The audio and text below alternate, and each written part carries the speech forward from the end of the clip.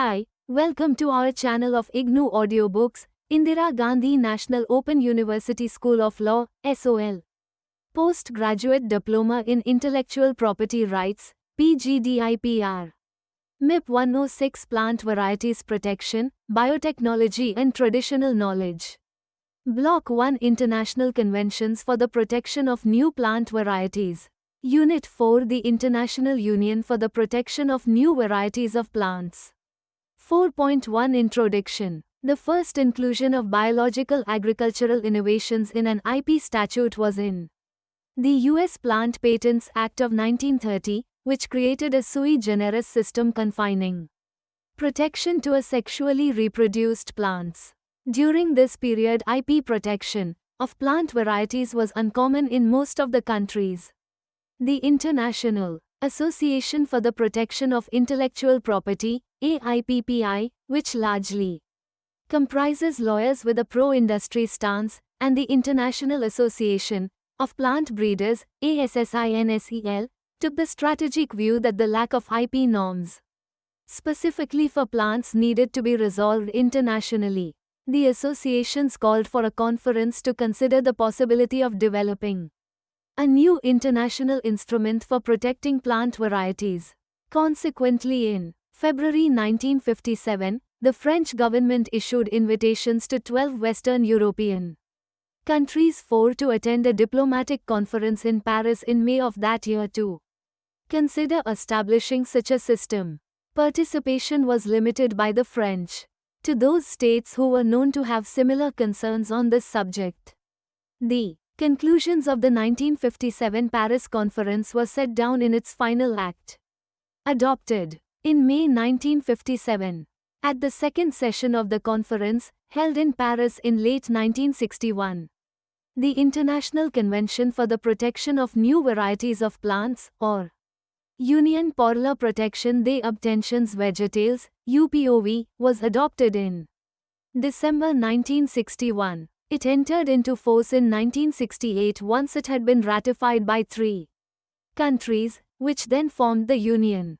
It took 7 years for the convention to enter into force because few countries had a PVP system, and ratification required a national PVP system to be in place. UPOV was revised in 1972, 1978, and 1991. The 1991 revision entered into force in 1998. In its early years, the convention applied exclusively to European countries as it was largely conceived and designed by and for European commercial breeding interests, balancing these interests with those of European farmers. The same European breeding interests continue to be intimately involved in the operations of the convention and of the Union today, and have also played important role in encouraging more countries, from all regions, to join UPOV. Neither UPOV nor TRIPS preclude non-UPOV members adopting non-UPOV PVP regimes. But while some non-UPOV sui generis systems have been established in recent years, developing countries are more often opting for UPOV membership than exploring other approaches. In the last decade, developing countries have often agreed to apply for UPOV membership, or adopt UPOV 1991 compatible legislation, through their trade or investment agreements with the United States, the European Union, Japan, or the European Free Trade Association. In addition, technical assistance programs can result in PVP rules that may comply with UPOV, but are not necessarily adapted to local conditions or to the needs of all stakeholders. In this unit, we will analyze the UPOV provisions specifically as enshrined in the 1991 Act, Convention. 4.2 Feet Objectives. After completing the study of this unit, you should be able to acquire a basic understanding of UPOV Convention, analyze the requirements for protection of new varieties of plants, explain briefly the underlying principle of the thus criteria as it applies to plant varieties, and describe the acts covered by the scope of the breeder's right which require the authorization of the breeders.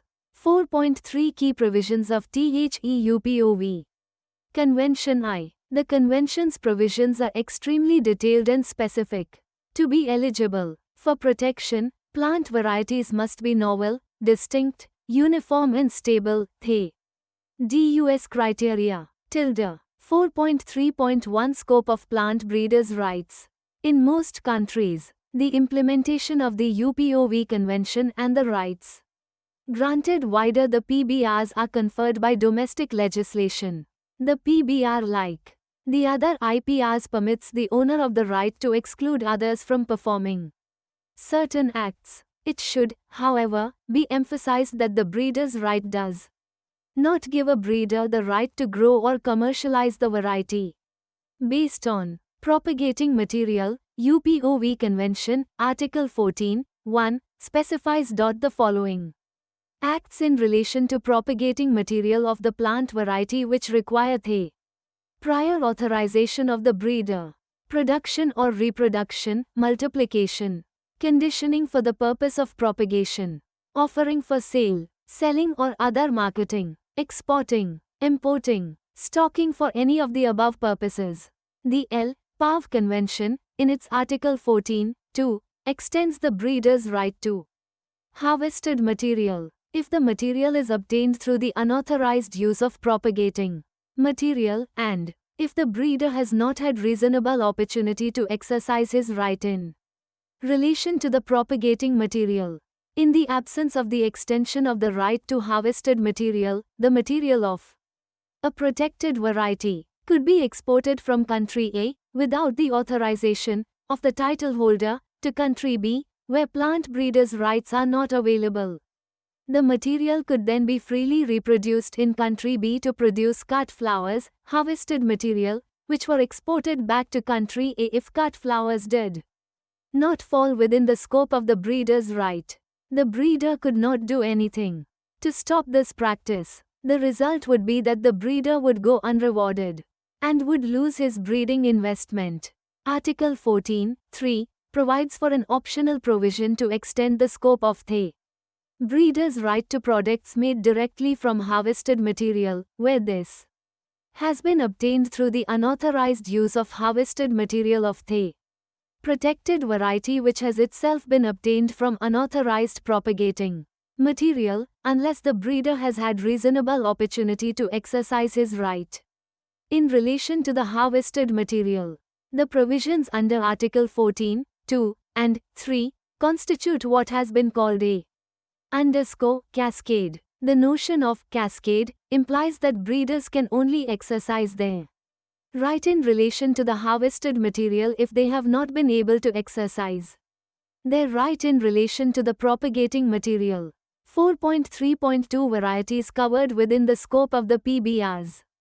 As stated in Article 14.5 of the 1991 UPOV Act, in addition to the protected variety itself, the scope of breeder's right also applies to I. varieties which are not clearly distinguishable from the protected variety, E. varieties whose production requires the repeated use of the protected variety, and E. essentially derived varieties. Varieties which are not clearly distinguishable from the protected variety fall within the scope of the breeder's right and the breeder's authorization is required.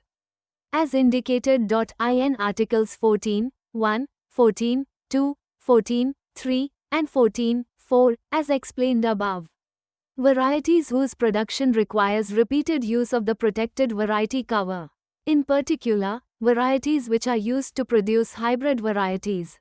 For example, some varieties such as inbred lines have been specifically bred to be used as parents for the production of hybrid varieties in crops, which in general perform better because of a phenomenon known as the hybrid vigor. However, to produce seed of the FL hybrid, C, it is necessary to repeat the cycle described above, i.e. to cross the female parent A by the male parent B. If seed harvested from hybrid variety C is grown, the crop will not resemble variety C but rather a segregated mixture. Hybrid C is a different variety from both its parents, as the production of variety C requires the repeated use of variety A and variety B. The acts included in Article 14, 1, 2, 3, and 4, concerning the flat hybrid variety C require the authorization of the title holder of variety A. The provision of Article 14, 5, e means that anyone using a protected variety as a parent to produce and commercialize a hybrid requires the authorization of the title holder of the protected variety to use it for that purpose. It should also be called that where the hybrid variety is protected, commercialization of the hybrid would also require the authorization of the breeder of the hybrid variety itself. Article 14, 1 to 4 applies in respect of the protected hybrid variety. 4.3.3 Essentially derived varieties. The concept of essential derivation is embodied in Article 14, 5, and is designed to ensure that the Convention continues to provide an adequate incentive for plant breeding. Under this provision, a variety which is essentially derived from a protected variety and which fulfills the normal protection criteria of novelty, distinctness, uniformity and stability, may be the subject of protection but cannot be exploited without the authorization of the breeder of the protected variety. Simply stated, a variety, B, is essentially derived from another variety, A, when it, B, is predominantly derived from that variety, A, and except for the differences which result from the act of derivation, it, B, conforms to that variety, A, in the expression of the essential characteristics that result from the genotype or combination of genotypes of that variety, A. Accordingly, for practical purposes, varieties will only be essentially derived when they are developed in such a way that they retain virtually the whole genetic structure of the earlier variety. The 1991 Act contains a detailed definition of essential derivation in Article 14, 5b, as mentioned below. 14b. For the purposes of subparagraph a variety shall be deemed to be essentially derived from another variety, the initial variety, when it is predominantly derived from the initial variety, or from a variety that is itself predominantly derived from the initial variety, while retaining the expression of the essential characteristics that result from the genotype or combination of genotypes of the initial variety. It is clearly distinguishable from the initial variety and except for the differences which result from the act of derivation. It conforms to the initial variety in the expression of the essential characteristics that result from the genotype or combination of genotypes of the initial variety. The UPOV Convention does not require the granting authority to assess whether a protected variety is essentially derived or not. However, Article 14, 5c lists some ways in which an essentially derived variety may be obtained. 14c. Essentially derived varieties may be obtained, for example, by the selection of a natural or induced mutant, or of a soma-clonal variant. The selection of a variant individual from plants of the initial variety. Backcrossing, or transformation by genetic engineering. 4.3.4 Duration of plant breeders' rights.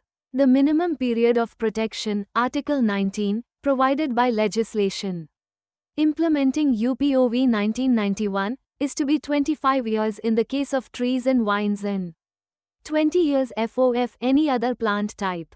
This duration period commences on the date of grant of PBRs in the variety, where a plant variety is declared to be essentially derived from an initial variety. The total duration of protection for the dependent or essentially derived variety generally can last for no longer than the duration of the protection of the initial variety.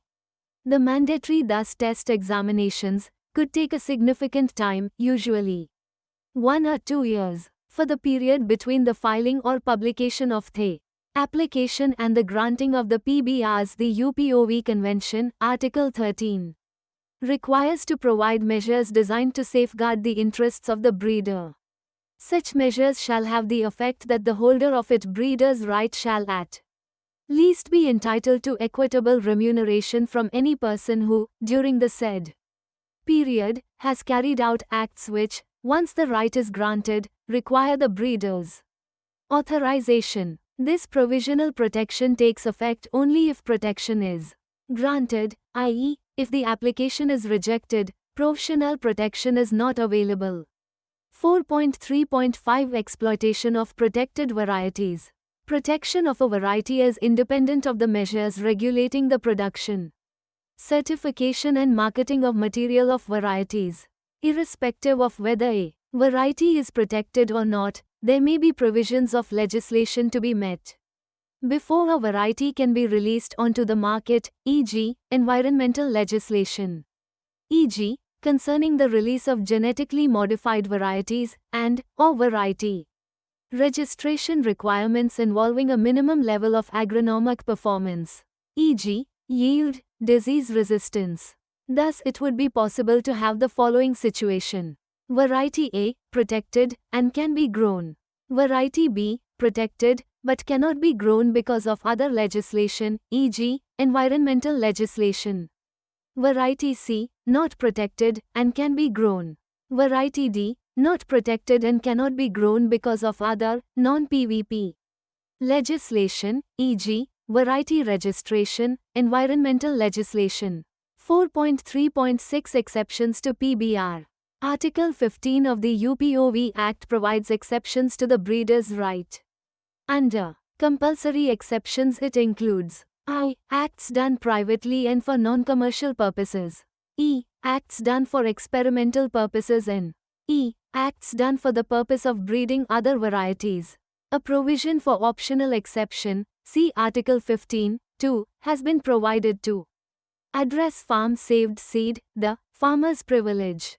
The member countries can, within reasonable limits and subject to the safeguarding of the legitimate interests of the breeder, restrict the breeder's right in relation to any variety in order to permit farmers to use for propagating purposes, on their own holdings, the product of the harvest which they have obtained by planting, on their own holdings, the protected variety. Exceptions are provided for both private arid for non-commercial purposes. The seed saved by a farmer from harvested material and treated for the purpose of sowing a crop on that farmer's own land is considered not to be an infringement by legislation based on UPOV 1991. Legislation may also provide that PBRs are not infringed when propagating material is used as a food ingredient, or fuel, or for any other purpose not leading to or involving the production or reproduction of propagating material. Also, it may be provided that PBRs are exhausted following the sale of propagating material by a grantee unless there is a multiplication of the material after the sale. 4.4 Requirements for protection of new plant varieties. If a legal right is to be granted in respect of a variety and if that right is subsequently to be effectively enforced, the identity of the variety must be well established and maintained during the whole period of protection. The UPOV Convention has established certain criteria which should be satisfied before protection of a plant variety law granting the breeder's right. The criteria for protection of a variety are as following. Article 5. The variety should not be sold or commercialized during a specified period before filing of the variety, i.e., it should be new, novelty. The variety should be clearly distinct from the other variety or should not be same, i.e., distinct. C. The variety should be uniform in appearance, uniform. The variety should not be segregated, it should be stable generation after generation, i.e., stable. The variety should be designated by denomination in accordance with the applicant complying with the formalities provided for by the laws and rule of the government with whose authority the application has been filed and that he deposit the required fees. Therefore, Article 5 accordingly establishes distinctness, uniformity and stability. Thus, as criteria to be satisfied, the conditions are specifically based on the nature of variety and breeding methods by which the variety developed. These conditions are necessary for the grant of effective rights of the breeder, for Long time subject to the varieties should be well established and reproducible. However, the grant of protection shall not be subject to any further conditions, provided that the applicant complies with all the formalities and pays the required fees. Article 5. The requirements for these criteria are given below. 4.4.1 Variety denomination. The UPOV Convention requires that the member states shall designate the variety under their national laws by a denomination destined to be its generic designation. The denomination must enable the variety to be identified. Therefore, special rules have to be fulfilled. Free use of the denomination even after the expiration of the protection must be ensured. A variety denomination must be suitable as a generic designation and must enable the variety to be identified. It must not be liable to mislead or to cause confusion concerning the characteristics, value or identity of the variety or the identity of the breeder. If the breeder fails to provide a suitable variety denomination, the application will be rejected. Opening parenthesis. Variety denomination requirements are dealt with in Article 20, Box 1 of the UPOV Convention. Box 1. Chapter V. Article 20. Variety denomination. 1. Designation of varieties by denominations. Use of the denomination. A. The variety shall be designated by a denomination which will be its generic designation. B. Each contracting party shall ensure that, subject to paragraph 4, no rights in the designation registered as the denomination of the variety shall hamper the free use of the denomination in connection with the variety even after the expiration of the breeder's right. Characteristics of the denomination. The denomination must enable the variety to be identified. It may not consist solely of figures except where this is an established practice for designating varieties.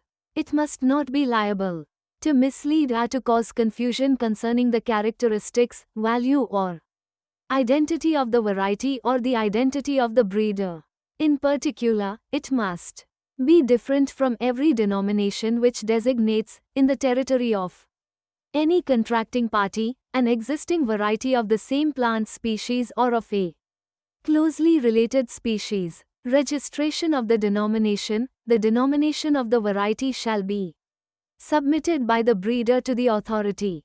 If it is found that the denomination does not satisfy the requirements of paragraph 2, the authority shall refuse to register it and shall require the breeder to propose another denomination within CL prescribed period. The denomination shall be registered by the authority at the same time as the breeder's right is granted.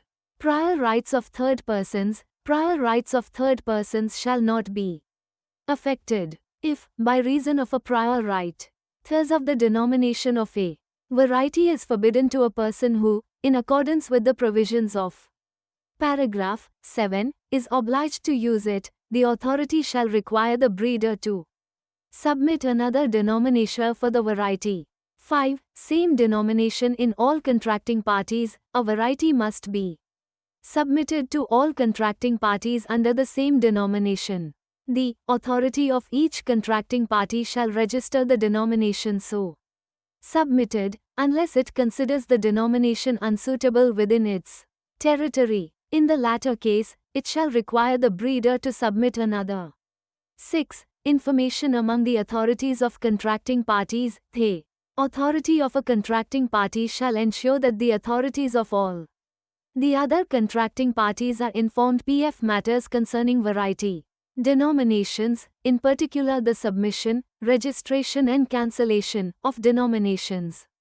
Any authority may address its observations, if any, on the registration of a denomination to the authority which communicated that denomination. 7. Obligation to use the denomination. Any person who, within the territory of one of the contracting parties, offers for sale or markets propagating material of a variety protected within the said territory shall be obliged to use the denomination of that variety, even after the expiration of the breeder's right in that variety, except where, in accordance with the Provisions of paragraph 4. Prior rights prevent such use. 8. Indications used in association with denominations. When a variety is offered for sale or marketed, it shall be permitted to associate a trademark, trade name or other similar indication with a registered variety denomination. If such an indication is so associated, the denomination must nevertheless be easily recognizable. 4.4.2 Novelty. The variety is to be known as new if at the time of filing of application for the protection it is ensured that the propagating or harvested material of the variety pass not been sold or otherwise disposed of to others by or with the consent of the breeder for purposes of use of the variety. Novelty is defined in Article 6 of the UPOV Convention, Box 2. The grace period provided under Article 6, 1, I, and E, for selling or disposing of the variety in the territory OT, the contracting party where the application is filed and in other territories without affecting the novelty have been established in recognition of the lengthy nature of the evaluation by the breeder of the variety in each territory in order to take a decision to seek protection. The longer period for trees and vines takes into consideration the slower growth and longer evaluation needed for these types of plants. See Box 2. Article 6. Novelty. 1. Criteria. The variety shall be deemed to be new if, at the date of filing of the application for a breeder's right, propagating or harvested material of the variety has not been sold or otherwise disposed of to others, by or with the consent of the breeder, for purposes of exploitation of the variety. I. In the territory of the contracting party in which the application has been filed earlier than 1 year before that date and E. In a territory other than that of the contracting party in which the C. application has been filed earlier than 4 years or, in the case of trees or of vines, earlier than 6 years before the said date.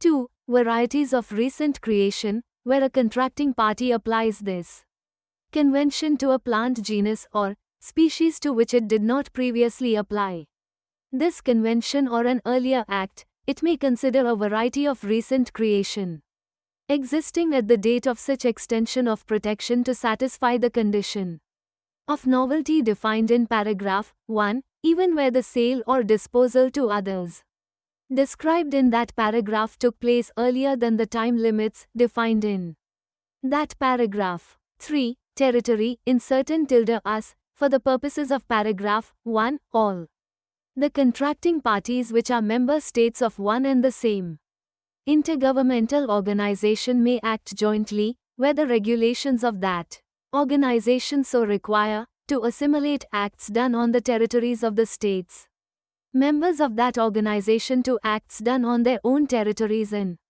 should they do so, shall notify the Secretary General accordingly. 4.4.3 The thus criteria.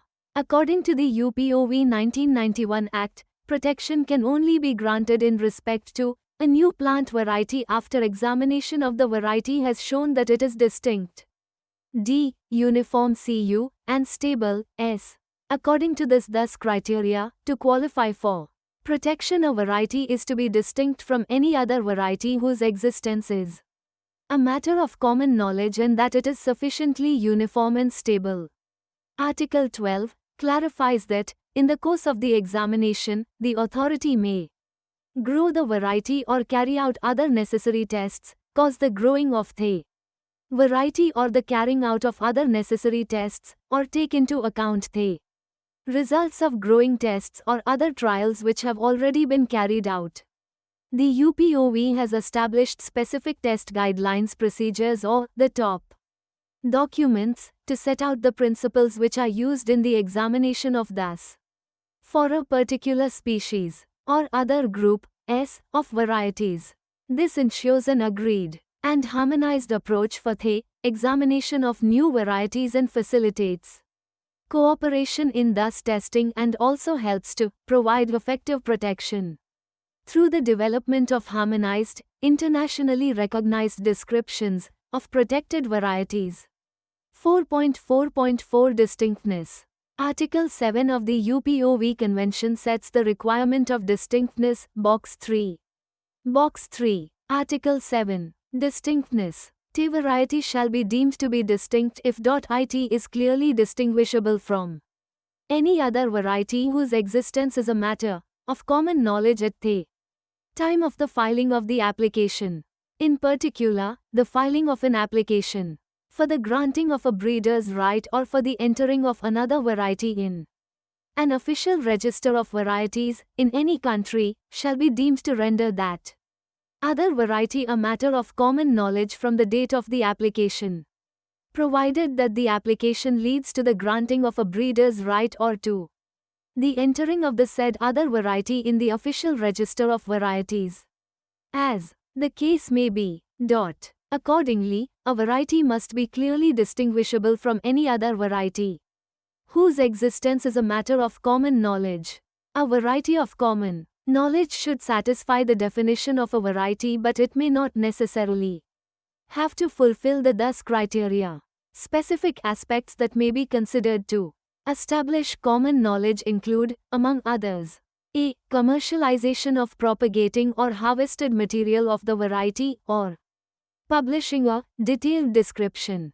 B. The filing of an application for the grant of a breeder's right or for the entering of a variety in an official register of varieties in any country, which is deemed to render that variety a matter of common knowledge from the date of the application, provided that the application leads to the grant of a breeder's right or to the entering of the variety in the official register of varieties, as the case may be. C. Existence of living plant material in publicly accessible plant collections.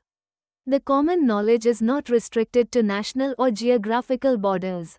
The definition of a variety as per the UPOV Act, Article 1, V, makes it clear that it is a plant grouping that can be defined by the expression of the characteristics resulting from a given genotype or combination of genotypes, and can be distinguished from any other plant grouping by the expression of at least one of the said characteristics.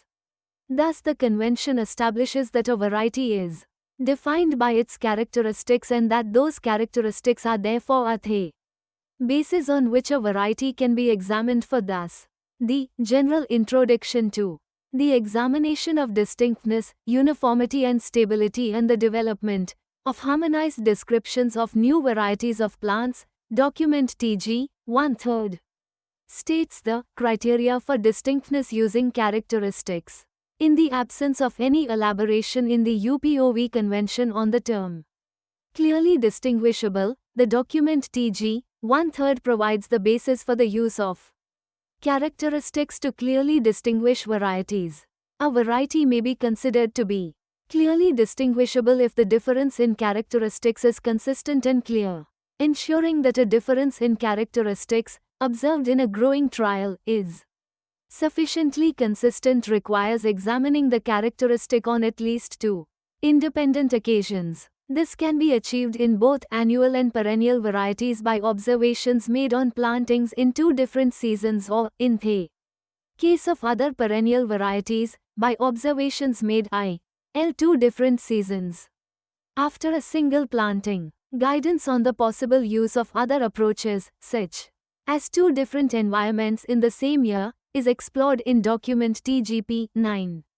Examining distinctness. However, if the growing conditions of the crop are controlled, such as in a greenhouse with regulated temperature and light, it may not be necessary to observe two growing cycles. The individual test guidelines specify whether several independent growing cycles are required to show sufficient consistency, or whether, for certain species, the GROW-MG test could be made in one growing cycle. Determining clear differences between two varieties depends on many factors, and should consider, in particular, the type of expression of the characteristic being examined, i.e., whether it is expressed in a qualitative, quantitative, or pseudo-qualitative manner. The qualitative characteristics are not influenced by environment and comprise characters expressed in discontinuous states. For example, the sex of plant can be described in 4 different states, namely 1. Dioecious female, 2. Dioecious male, 3. Monoecious unisexual and 4. Monoecious hermaphrodite. These states are self-explanatory and independently meaningful. All states are necessary to describe the full range of the characteristic, and every form of expression can be described by a single state. The order of states is not important. The quantitative characteristics are those where the expression covers the full range of variation from one extreme to the other. The expression can be recorded on a one-dimensional, continuous or discrete, linear scale. The range of expression is divided into a number of states for the purpose of description. For example, length of stem can be recorded as very short 1, short 3, medium _5, long 7, very long 9. The division seeks to provide, as far as is practical, an even distribution across the scale. The test guidelines do not specify the difference needed for distinctness. The states of expression should, however, be meaningful for thus assessment. In the case of pseudo-qualitative characteristics, the range of expression is at least partly continuous, but varies in more than one dimension, e.g. shape. Ovate 1, elliptic 2, circular 3, obovate 4, and cannot be adequately described by just defining two ends of a linear range. In a similar way to qualitative, discontinuous characteristics, each individual state of expression needs to be identified to adequately describe the range of the characteristic. 4.4.5 Uniformity. Article 8 of the UPOV Convention defines that a variety shall be deemed to be uniform if, subject to the variation that may be expected from the particular features of its propagation, it is sufficiently uniform in its relevant characteristics. The notion of uniformity ensures that the variety can be defined as far as is it necessary for the purpose of protection. This is indicated by the notion of sufficiently uniform, i.e., the criterion for uniformity does not seek absolute uniformity. The UPOV Convention links the uniformity requirement for a variety to the particular features of its propagation. This means that the level of uniformity required for truly self-pollinated varieties, mainly self-pollinated varieties. 4.4.6 Stability.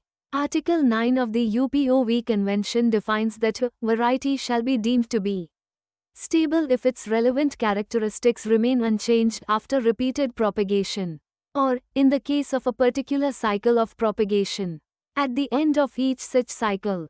As with the uniformity requirement, the criterion for stability has been developed to establish the identity of the variety as the subject matter of protection.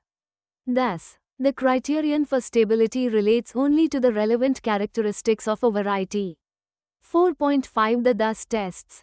The examination, or Thus test, is based mainly on growing tests that involve the growing of a variety in a way which ensures the expression of the relevant characteristics of the variety. The basic principles which are used in the examination of thus that have been developed by UPOV include TG, 1/3. General introduction to the examination of distinctness, uniformity and stability, and the development of harmonized descriptions of new varieties of plants, referred to as the general introduction, and the associated series of documents specifying test guidelines procedures, referred to as the TGP documents. The identification of those principles facilitates best practices on the basis of proven experience and enables harmonized examination of new plant varieties by the members of the Union. The general introduction and the associated TGP documents are kept under review by the Technical Committee.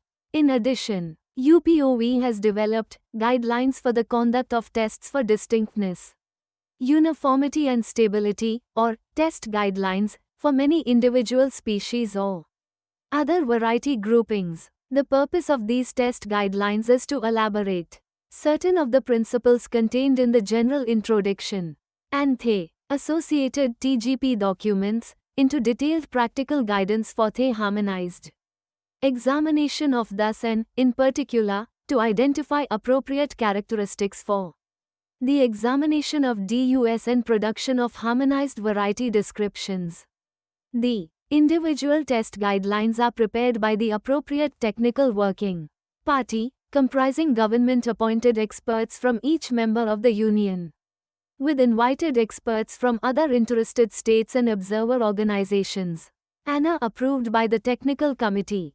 The test guidelines adopted by the UPOV are available in electronic format in the 4 UPOV languages at the UPOV website, http://www.upov, Inclinal Publications /tg-romeltg_index_latin.htm. Although the test guidelines provide detailed practical guidance on certain aspects of the thus test and, in particular, identify appropriate characteristics, there are certain general aspects that apply across all test guidelines which it would not be appropriate to reproduce in all the individual test guidelines. Therefore, the use of the UPOV test guidelines should be made in conjunction with the General Introduction, document TG, 1/3, the General Introduction also provides guidance in the case test guidelines for the species or variety grouping concerned are absent. International conventions for the protection of new plant varieties, 4.5.1 characteristics in thus testing. The basic requirements that a characteristic should fulfill before it is used for thus testing or producing a variety description are that its expression results from a given genotype or combination of genotypes. The characteristic should be an expression of the variety genotype. And not influenced by environment. For example, short stature due to drought conditions is not the right character to choose. B is sufficiently consistent and repeatable in a particular environment. The characteristic should show the same differences when varieties are grown in the same location the following year. While it is possible that some characteristics may only be expressed in a particular environment, such characters can also be used if the differences in that particular environment or condition are consistent. C. Exhibits sufficient variation between varieties to be able to establish distinctness, since the characteristic is to be used to clearly distinguish varieties. There should be some variation for the same between the varieties. For example, if all the varieties have white flowers, it will not be possible to differentiate any variety QYTHE color of the flower. However, if the flower color of varieties can be white, red or yellow, flower color would be a good characteristic for thus test. D is capable of precise definition and recognition. The characteristic should be clearly defined to be assessed, as far as possible, in an objective way. A. Allows uniformity requirements to be fulfilled. F. Allows stability requirements to be fulfilled, meaning that it produces consistent and repeatable results after repeated propagation or, where appropriate, at the end of each cycle of propagation.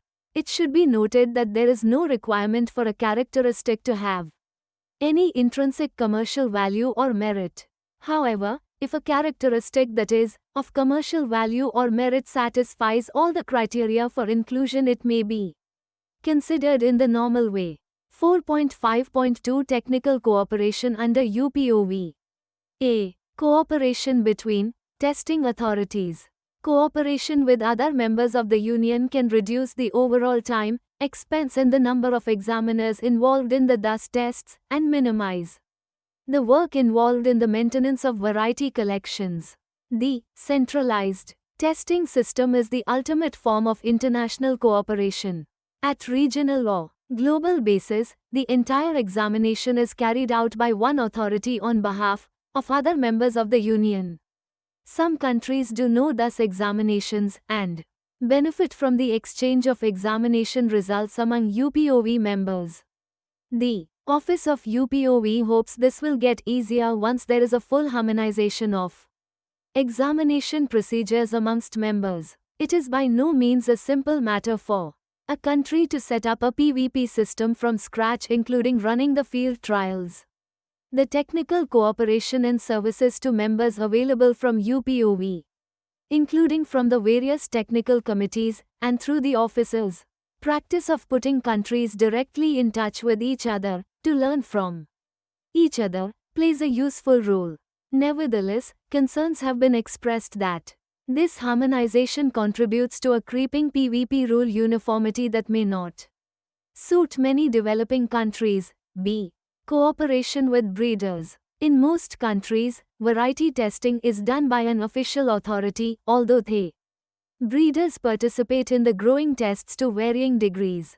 The cooperation with breeder is always supported by UPOV even under the strict system of government-conducted testing. Some members of the union have a system whereby breeders are asked to perform the whole test. They are required to conduct the thus test and produce a test report. The decision on thus may be based entirely on the test report supplied by the breeder, although the member of the union may verify the results. The UPOV office also provides assistance and advice to countries wishing to join UPOV, on occasion through WIPO technical assistance processes. Rather than assessing the country's specific needs and advising on how UPOV could best be applied to the applicant's circumstances, the advice tends to consist of providing applicant countries with the model UPOV legislation. 25 This is almost identical to the text of the UPOV convention itself. Interestingly, recent draft legislation proposed through WIPO technical assistance contains a chapter on implementation, including provisions on enforcement and supervision that are not in the UPOV convention itself. 4.6 Application for plant breeders' right. The UPOV convention provides an international legal framework for the protection of new varieties of plants. National treatment defined in Article 4 of the UPOV convention puts nationals and residents of a UPOV member at the same level. This is an important benefit of UPOV membership and gives the advantage to the breeders to file applications in the territory of any UPOV member and to be treated in the same way as nationals of the territory where the application is being filed. 4.6.1 Filing of applications. Provisions for the filing of applications for plant breeders' rights are contained in Article 10 of the 1991 UPOV Act. The UPOV Convention makes no restrictions on the place of the first application. The breeder may choose the contracting party where he wishes to file his first application for a breeder's right.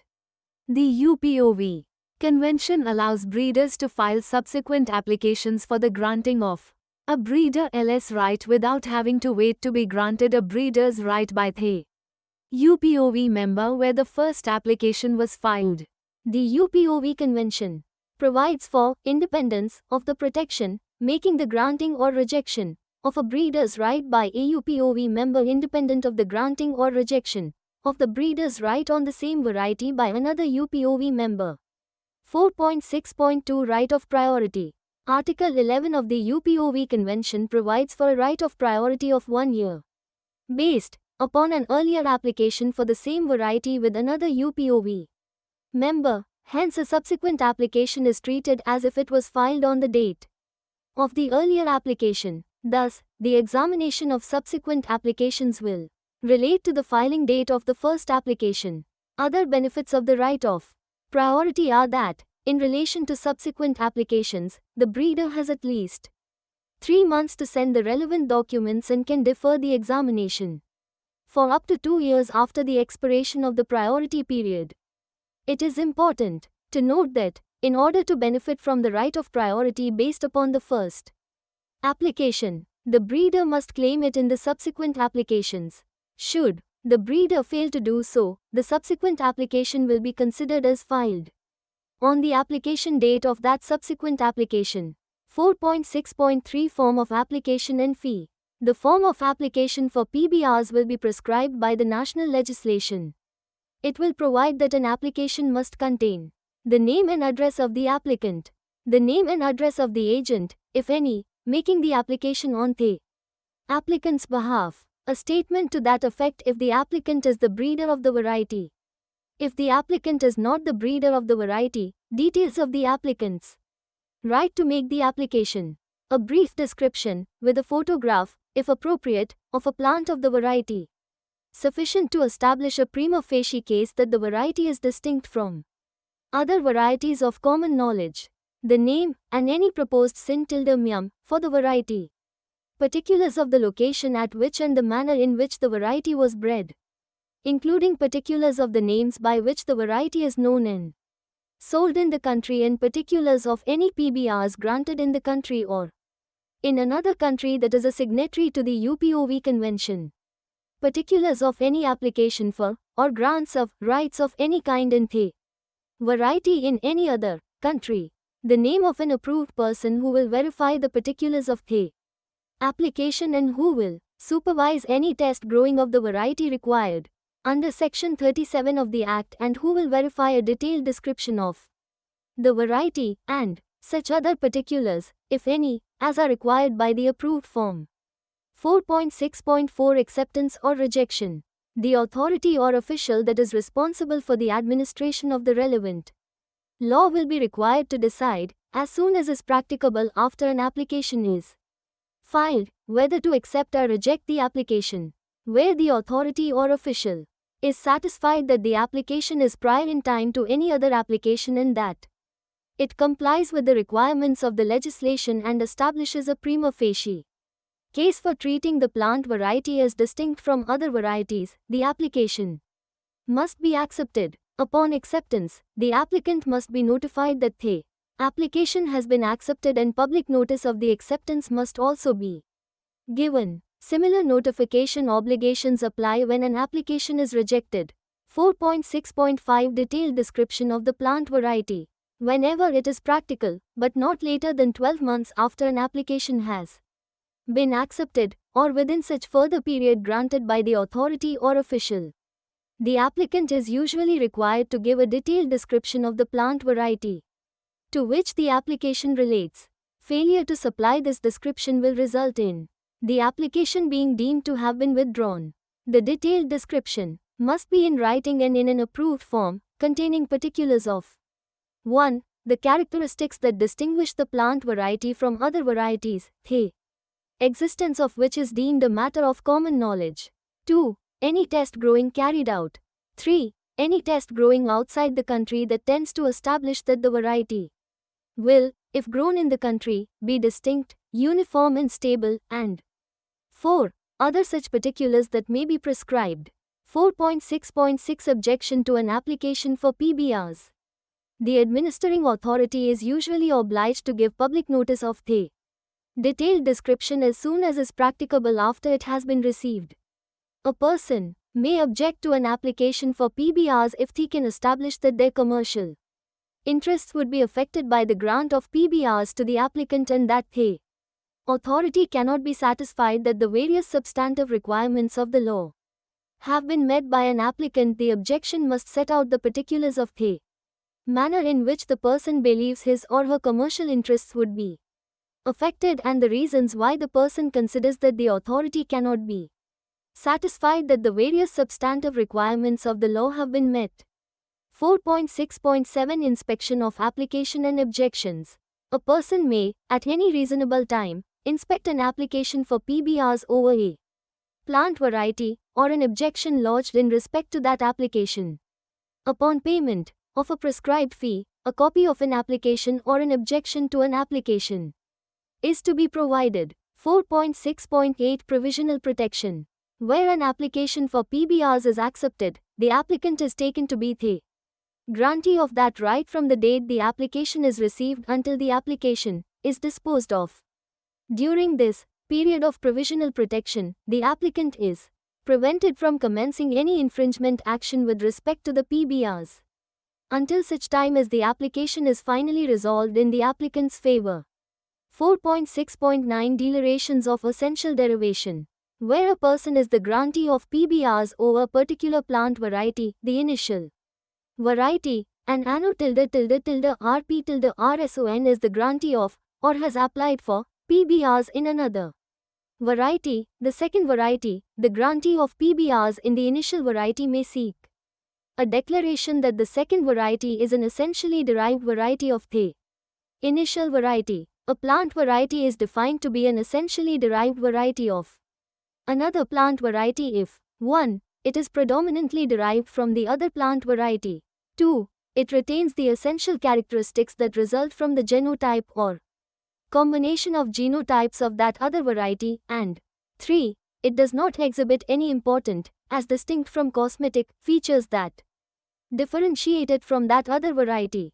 The application for essential derivation must be, in an approved form in contain such information relevant to establishing a prima facie case of essential derivation. If the authority is satisfied, or not satisfied, as the case may be, that a prima facie case has or has not been established, the applicant and the grantee of PBRs in the second variety must be informed and provided an opportunity to rebut the prima facie case. The authority may order a test growing in order to rebut a prima facie case of essential derivation. 4.6.10 Grant of PBRs. When an application for PBRs in a plant variety is accepted, the authority must grant the right to the applicant after it is satisfied that 1. There is such a variety. 2. The variety is registrable under the law. 3. The applicant is entitled to make the application. 4. The grant of that right is not prohibited by the law. 5. The right has not been granted to another person. 6. The name of the variety complies with Section 27. 7. Propagating material of the variety has been deposited for storage, at the expense of the applicant, in a genetic resource center approved by the authority. 8. A satisfactory specimen plant must be supplied to a prescribed herbarium. And 9. All fees have been paid. PBRs are granted by the issue of a certificate in approved form. 4.6.11 Revocation. There may be provision for the revocation of PBRs, or a declaration that a plant variety is essentially derived from another plant variety, if the authority becomes satisfied that the facts had existed that, if known before the grant of the right, or the making of the declaration, would have resulted in the refusal to grant the right or make the declaration. Revocation may also result from a failure to pay prescribed fees within a prescribed number of days of the decision to revoke. The grantee or transferee of PBRs may be provided with particulars of the grounds of proposed revocation. Applications for revocation may be made by a person whose interests are affected by the grant of PBRs over plant variety or by a declaration of essential detailed derivation. In the event of revocation or surrender of PBRs, particulars of revocation or surrender will usually be entered in the PBRs register and published. 4.7 Compulsory licensing. National laws usually require the grantee of PBRs in a plant variety to take all reasonable steps to ensure reasonable public access to that plant variety. This requirement is considered to be satisfied if propagating material of reasonable quality is available to the public at reasonable prices, or as gifts to the public, in sufficient quantities to meet the demand. Article 17 provides for restrictions on the exercise of the breeder's right for reasons of public interest. However, permission to license a third party to sell propagating material, or to produce propagating material of plants of that variety for sale, during such period as the authority considers appropriate shall be done on such terms and conditions that ensure the breeder equitable remuneration. 4.8 Enforcement remedies. Generally speaking, PBRs in a plant variety are infringed by an unauthorized person by 1. Performing acts that are included in the PBRs. 2. Claiming the right to perform one of those acts. And 3. Using the name of a registered variety in relation to another plant or another plant variety. The UPOV 1991 Act in Article 30 requires that the member states shall adopt all measures necessary for the implementation of the convention and in particular, provide for appropriate legal remedies for the effective enforcement of breeders' rights. The enforcement measures considered could be provided through civil, custom, and criminal remedies. The civil remedies may include measures to prevent or stop an infringement of the breeder's right, and/or to preserve evidence, take measures to allow a civil action to prohibit the committing, or continuation, of the committing, of an infringement of the breeder's right, and measures to provide adequate damages to compensate the loss suffered by the holder of the breeder's right and to constitute a deterrent to further infringements.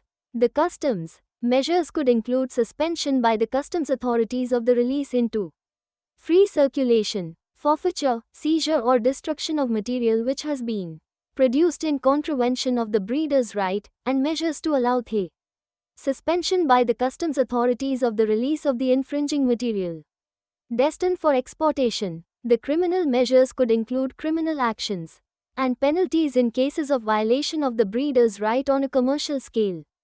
4.9 Administration. Most laws provide for the establishment of the Office of the Registrar of Plant Breeders' Rights, which is responsible for the general administration of the Act and for the maintenance of the Register of Plant Varieties. The Office of the Registrar will usually issue an official plant varieties journal in which all public notices are to be published. 4.10 Features introduced by the 1991 ACT. As compared to the previous versions of the Convention, UPOV 1991 extends the scope of the breeder's rights in certain ways. One is that it limits farmers' privilege. UPOV 1978 refers to the right of farmers to use seed harvested from protected varieties for private and non-commercial purposes. This is what is usually referred to as farmers' privilege. Most parties to UPOV 1978 uphold this. UPOV 1991 does so too by specifying that the breeder's right in relation to a variety may be restricted, in order to permit farmers to use for PR propagating purposes, on their own holdings, the product of the harvest which they have obtained by planting the protected variety. However, under the 1991 Act, the state party must take measures to safeguard the legitimate interests of the breeder, which in the European Union is interpreted as to ensure that the breeder receives equitable remuneration. At present, the strength of the farmers' privilege varies quite widely from country to country. Some countries, like France, has no farmers' privilege at all, with the exception, in France, of tender wheat, while the USA until 199Qs allowed farmers even to sell protected seed to other farmers. UPOV 1991 also introduced other changes to PVP.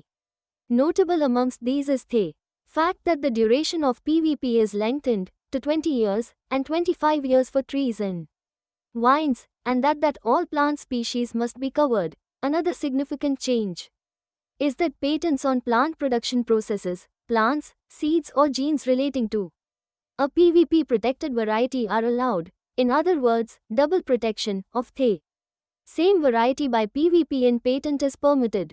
New adherents to UPOV cannot choose but must join UPOV 1991, whereas UPOV 1978 continues to apply to members that joined prior to 1999 and have not upgraded to the 1991 Act.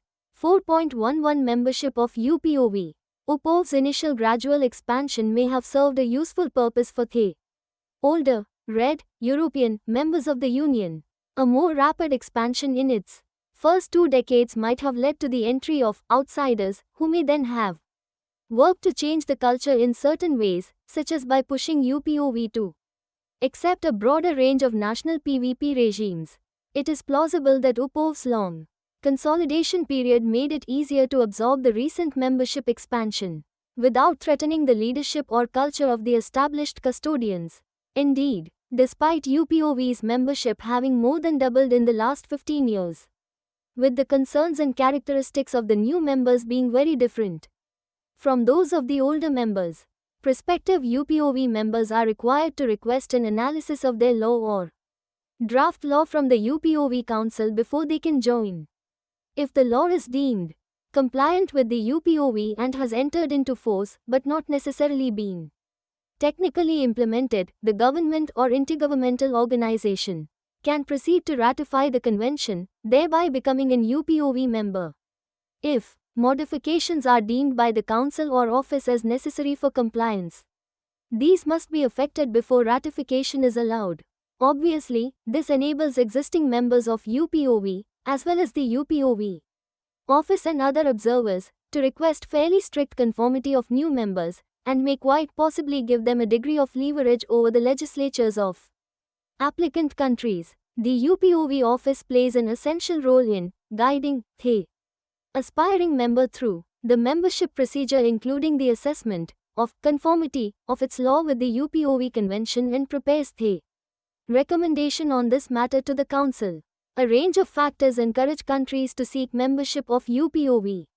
These include the possibility of accessing improved seeds and diversifying the seeds available within the country. Another reason that many developing countries often give is that UPOV membership can contribute to attracting foreign investment in the agricultural sector. 4.12 UPOV and WIPO. UPOV is legally separate from the World Intellectual Property Organization, WIPO, and is not part of the United Nations. Despite UPOV's formal separation from WIPO, the two have a close relationship. The UPOV office is located in the WIPO building in Geneva, where UPOV meetings are also held. WIPO's Director General is the Secretary General of UPOV with the power to approve the appointment of the UPOV's Vice Secretary General. The latter oversees the day-to-day operations of the UPOV. WIPO regularly provides opportunities to make UPOV better known. The present relationship between WIPO and UPOV is defined by the 1982 WIPO-UPOV Agreement. Much of the agreement concerns the various administrative and practical tasks that WIPO must undertake for UPOV.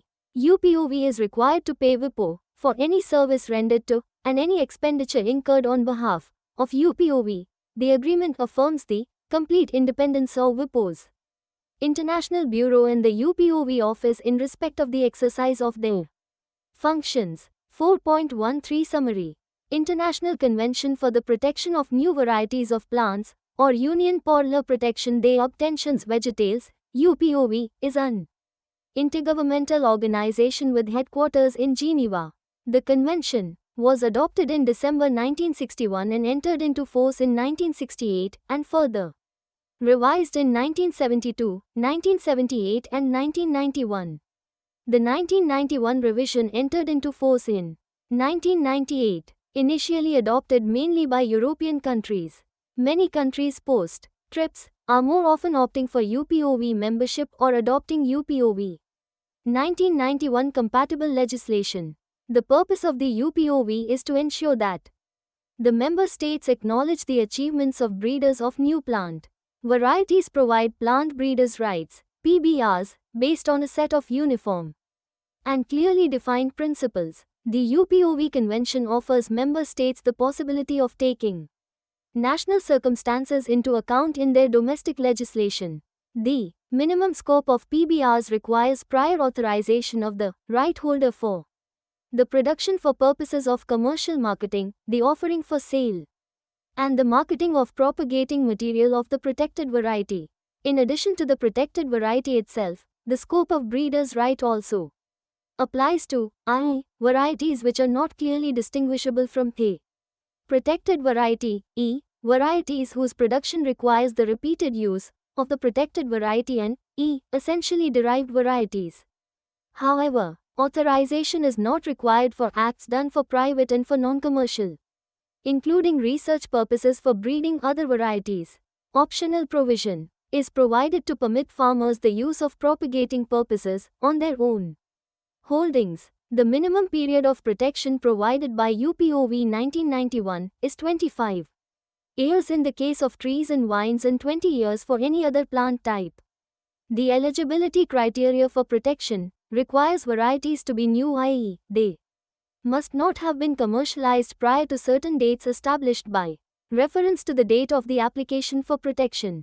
Further, this test, based mainly on growing out tests, is conducted to establish that the variety is I distinct from existing, commonly known varieties, E sufficiently homogeneous, E and stable. A detailed set of general principles for conducting the thus test and specific guidelines have been developed by UPOV.